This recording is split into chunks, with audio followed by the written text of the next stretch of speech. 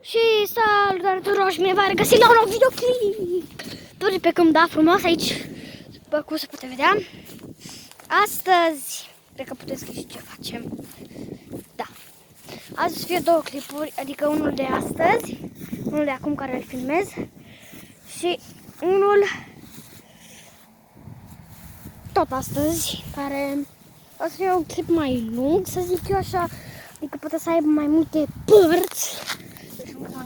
Dar și nu uitați, înainte de toate, să dați un like și să subscribe, să apăsați pe clopoțel și nu uitați că pe Instagram cu Ciubară Susba și da, acolo postez cel mai mică poze și da, nu uitați, oricum n-am destul timp, adică am timp astăzi să lucrez, nu știu. Acum vreau să-i promovez. Vreau să dați un subscribe la Bogdan Ușfat. Un like și subscribe acolo. Și clopoțel. Și la Q te adopt mi bună. Dacă nu le dați subscribe și like și share, să vadă și prietenii voștri și pe Instagram. Așa. Vreau să le dați și clopoțel ca să aibă și ei mai mult. Ca să aibă și ei. Și da.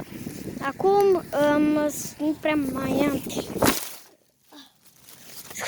Scuze pentru asta, dar na, nu mai prea mai am timp de filmat, așa că o să ne vedem imediat, presupun, pentru că da, trebuie să editez și clipul. Ne vedem în câteva minute. Pa, pa!